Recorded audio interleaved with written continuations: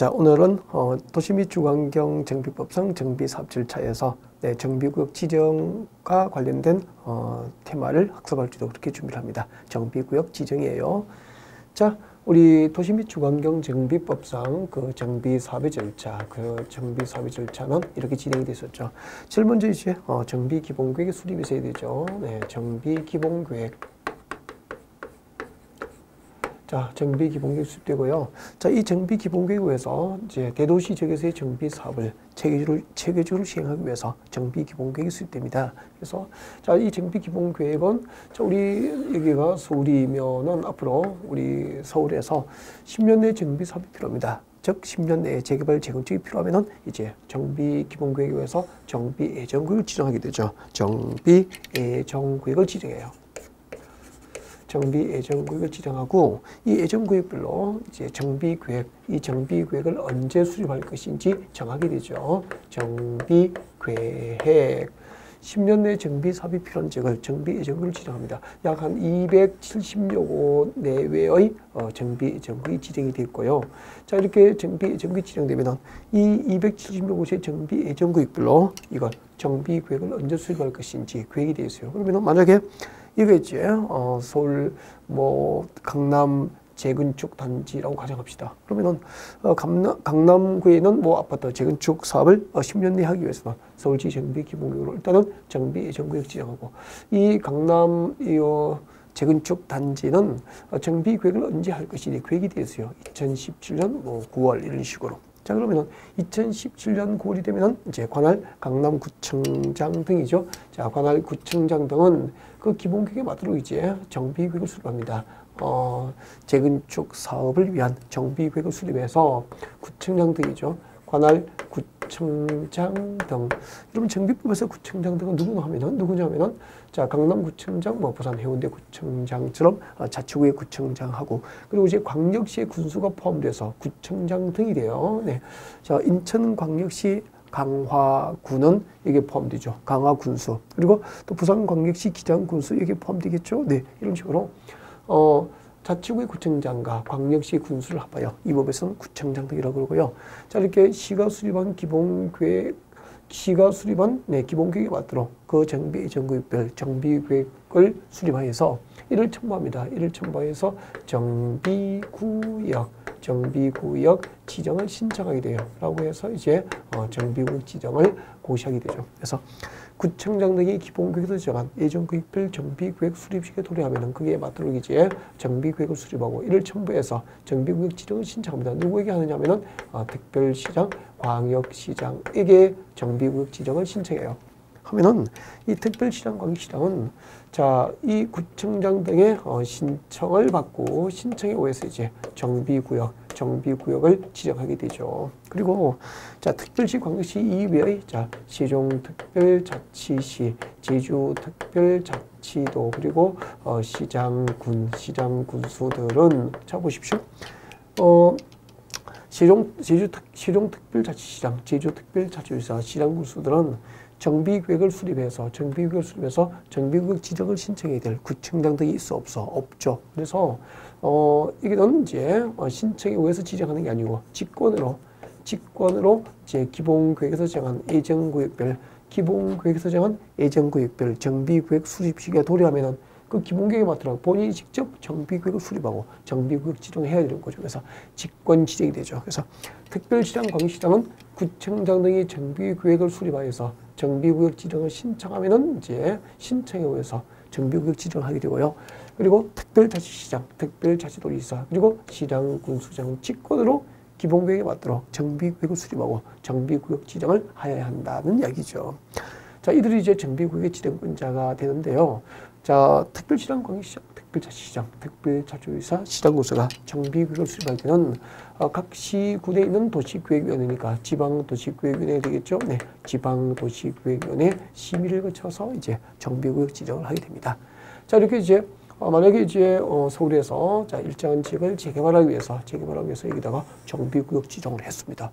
자, 이렇게 정비구역 지정이 딱 고시되면은 그 정비구역 지정 고시에 법적 효과가 있습니다. 자, 정비구역 지정이 고시되면 어떤 법적 효과가 발생하게 될까? 자, 여러분 자료 체크하면서 보시면 되겠죠. 자, 정비구역 지정을 고시하면 이 고시가 알리는 거죠. 정비구역 지정 내용을 구체적으로 알리는 거죠, 시민에게. 자, 그때 정비구역 지정 고시 내용 중에서 자, 국토교육부에서 공부했던 지구 단위 구역에 해당하는 사항이 포함이 되어 있어요. 자, 이렇게 포함되면은 그 정비구역 지정 고시 내용에 포함된 지구 단위 구역에 대해서는 지구 단위 계획으로 결정이 고시용수로 간주됩니다. 지구 단위 계획이 결정 고시용수로 간주가 되고 그 정비구역 지정 고시된 지역이 있죠. 이 정비구역 지정이 고시된 지역은 국토교육법상 지구 단위 계획 구역이에요. 지구 단위 계획 구역 지정이 결정 고시용수로 본다 이렇게 되죠. 이게 어려우면은 앞으로 도시개발법상 도시개발구역 지정이 고시됐거나 우리 도시개발법에서 학습했죠. 도시개발법상 도시개발구역 지정이 고시됐거나 정비법상 정비구역 지정이 고시된 지역은 전부 국토교육법상 지구단위구역 지정이 결정 고시용수로 의지된다, 본다, 간주한다 그렇게 하시면 될 것 같고요. 그 다음에 이제 정비구역 지정이 고시됐으니까 이 동네에서는 앞으로 정비사업을 해야 되죠. 그래서 그 정비구역 지정 고시된 지역의 토지 소유자 뭐 수백 명, 많게는 수천 명의 토지 소유자가 있겠죠. 이들은 토지 소유를 갖고 있지만 이제 그 정비사업 기간 동안에 일정한 개발 행위를 임의로 할 수 없도록 행위 제한, 개발 행위 제한을 받게 되죠. 행위 제한을 받게 됩니다. 우리가 이제 그 앞번에 공부를 했던 그 도시개발구역 지정고시의 효과도 마찬가지예요. 앞으로 도시개발법상 도시개발구역 지정이 고시됐거나 정비법상 정비구역 지정이 고시된 지역은 전부 해당 지역의 토지 소유자는 일정한 개발 행위를 제한을 받게 된다는 거죠. 그때 행위 제한 내용이 두 가지가 있어요. 자, 정비구역이 지정 고시된 지역에서 일정한 개발 행위는 허가를 받아야 되고 허가 대상이 있고요. 허가를 받고 할 수 있는 허가 대상이 있고 그리고 또 일정한 개발 행위는 허가 없이 할 수 있는 임의 사항, 개발 허가를 받지 않고 할 수 있는 임의 사항으로 구분이 되는 거죠. 그래서 자, 출제는 여기서 많이 이루어집니다. 자, 어떤 개발 행위를 정비구역이 지정 고시된 지역에서 할 때는 개발 허가를 받아야 되고 또 어떤 개발 행위는 허가 없이 임의로 할 수 있을까? 그래서 이제 구분하는 게 핵심이 돼요. 자, 이렇게 정비구역이 지정 고시된 지역에서 자, 허가 대상이 되는 개발 행위는 자, 여러분 들어본 적 있죠? 건공, 토토토 그렇게 되죠. 건공, 토토토. 건공, 토토토 그리고 독관자. 건공, 토토토, 물죽 그렇게 옵니다. 물죽이죠. 물죽 이렇게 하면 되죠. 자, 그림 뭐죠? 건축물의 건축이죠. 건축물에 따라서 건축물을 건축하는 건데, 자, 이때 건축등이라고 됩니다. 자, 건축법상 건축등이죠. 자, 건축물에 따라서 건축물을 건축하는 등은 이제 개발허가 대상이 되는데, 이때 건축등 하면 정확하게 하셔야 돼요. 네. 자, 건축물에 따라서 건축물을 건축하거나, 그리고 건축물의 용도를 변경하는 행위를 말해요. 그래서 정비법상 정비구역에서는 건축구에 따라서 건축물을 건축하거나 또 건축물의 용도를 변경하려면 이 정비구역이 지정 고시된 토지에서 건축구에 따라서 건축물을 건축하거나 건축물의 용도를 변경할 때는 관할 시장으로부터 개발 허가를 받아야 한다는 뜻이에요. 근데 우리 그 도시개발구역이 지정 고시된 지역에서는 건축물의 건축 용도 변경, 대수선까지 개발 허가 대상이지만 정비구역에서는 건축과 용도 변경만 허가 대상이고 여기에 대수선 행위는 해당되지 않는다는 게 아마 특징일 겁니다. 꼭 기억을 했으면 좋겠고요. 그 다음에 이제 공작물에 쓸지 뭐 중요하지 않고요. 토지 형질 변경, 토석의 채취, 토지 분할, 그리고 물건을 적재하는 행위, 물건을 쌓는 행위, 그리고 축이 뭐죠? 그렇죠. 중목의 벌채, 식재. 그래서 정비구역으로 지정고시 됐거나 도시개발법상 도시개발구역이 지정고시된 지역에서는 중목, 대나무나 나무와 같은 중목을 벌채하거나 중목의 벌채, 그리고 중목의 식재, 나무를 벌채하거나 나무를 심는 것 모두 개발 허가를 받도록 하고 있습니다. 여기까지 허가 대상이었고요. 그 다음에 이제 허가 없이 할 수 있는 사항이 있죠? 허가 없이 할 수 있는 사항, 임의사항 같이 볼까요? 자, 여러분, 행위제한 허가 대상 보셨고요. 그 다음에 이제 책장을 넘겨보면은, 임의사항이 나와 있을 겁니다. 자, 다음 중 한 개에 해당하는 개발 행위는 허가를 받지 않고 할 수 있다라고 되어 있죠. 예를 들면은, 재복구나 재난수습에 필요한 응급조치 목적인 개발 행위입니다. 앞으로 정비구역으로 지정고시된 지역에서 재복구나 재난수습을 위해서 필요한 응급조치 목적인 개발 행위는 허가 없이 할 수 있게 돼요. 그리고 농수산물 생산에 직접 이용된 간이공작물, 간이 공작물 설치. 예를 들면 이 정비구역이 지정된 곳인 지역에서 농업용 비닐하우스에 설치한 간이 공작물로 볼 수 있죠. 이런 농업용 비닐하우스에 설치한 간이 공작물 설치 허가 없이 할 수 있고요. 그리고 이제 경작 목적으로 하는 토지용질 변경, 경작 목적으로 하는 토지용질 변경은 허가 없이 할 수 있습니다. 그리고 정비구역 개발에 지장을 주지 않고 자연 경관을 손상하지 않는 범위 안에서 토적의 채취, 토적 채취도 개발 휴가를 받지 개발 휴가 받지 않고 할 수 있고요. 그리고 존치하기로 결정된 토지에서 물건을 쌓아놓는 행위도 허가 없이 할 수 있습니다. 제일 중요한 것은 6번이죠. 정비구역이 지정된 곳인 지역에서 관상용 주목의 임시식재는 허가 없이 할 수 있습니다. 자, 관상용 주목의 벌채는 관상용 주목의 벌채 식재는 허가 없이 할 수 있지만 임시식재는 허가 없이 할 수 있지만 정말 조심해야 될 게 경작지 있죠. 경작지 안에서 관상용 주목을 임시식재할 경우에는 임의상에서 제외되기 때문에 개발 휴가를 받게 됩니다. 6번 제일 중요한 것 같아요. 꼭 기억하셨으면 좋겠고, 그다음에 이제 기대권 보는 이런 얘기죠. 여러분 앞으로 그 정비구역이 지정 곳이 되면은 자 이렇게 그 정비 사업에 방해되는 일정한 개발 행위를 제한받는 게 원칙 아닙니까? 그죠? 근데 그 정비구역 지정 곳이 당시에 허가나 인가 승인 등을 받고 이미 그 사업가 공사 착수한 자가 있어요. 사업가 공사에 착수한 자는 기대권 보호 대상이 돼요.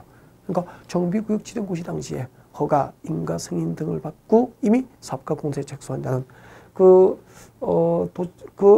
도시개발 구역 지정, 정비구역 지정 고시로부터 30일입니다. 30일 내에 착수한 사업가 공사 내용을 관할 시장구소에게 신고하면은 신고한 사업가 공사를 계속할 수 있도록 기대권 보호를 받을 수 있게 됩니다. 자, 정비구역 지정과 관련된 학습이었고요. 다시 한 번 더 정리하면 이렇게 되죠. 앞으로 10년 내 대도시 지역에서 정비사업, 재개발, 재건축이 필요하면은 이제 기본구역에 의해서 그 지역을 무엇으로 지정한다? 예정구역으로 지정한다. 그리고 이제 예정구역이 지정되면 그 예정구역별 정비구역 수립 시기가 다 정해져 있죠. 그 기본구역에서 정한 예정구역별 정비구역 수립 시기가 도래하면은 관할 구청장 등은 그 기본구역에 맞도록 예정구역의 정비구역을 수립하고 이를 첨부해서 특별지방관계시장에게 정비구역 지정을 신청합니다. 자, 이렇게 구청장 등으로부터 정비구역 지정 신청을 받은 특별지방광역시장은 특별지광역시에는 도시계획위원회 즉 지방도시계획위원회 심의를 거쳐서 정비구역 지정을 고시하게 되죠. 그리고 특별자치시장, 세종특별자치시장, 제주특별자치도지사, 시장군수는 기본구역에 맞도록 이제 정비구역을 수립하여서 정비구역 지정을 신청이 될 구청 등이 없죠. 그래서 본인들이 직접 기본구역에 맞도록 정비구역을 수립하고 정비구역 지정을 고시하게 돼요. 이렇게 정비법상 정비구역 지정이 딱 고시되면 그 정비구역 지정 고시 내용 중 국토계획법상 지구단위구역에 해당하는 사항이 포함되면 지구단위구역이 결정호소를 간주되고 그리고 지정된 정비구역에는 국토계획법상 지구단위구역 지정이 결정호소로 간주가 돼요. 자, 간주가 되면서 그 정비구역이 지정 고시된 지역의 토지 소유자 수백 명, 많게는 수천 명이 되겠죠. 이 수천 명은 그 지정 목적 정비 사업에 방해되는 일정한 개발 행위를 제한받게 되는데 그때는 이제 허가를 받아서 할 수 있는 대상도 있고 허가 없이 할 수 있는 대상이 있는데 이것들을 구분한 것이 가장 출제에서 많이 발행됩니다. 그렇게 말씀드린 거죠. 네, 여기까지입니다.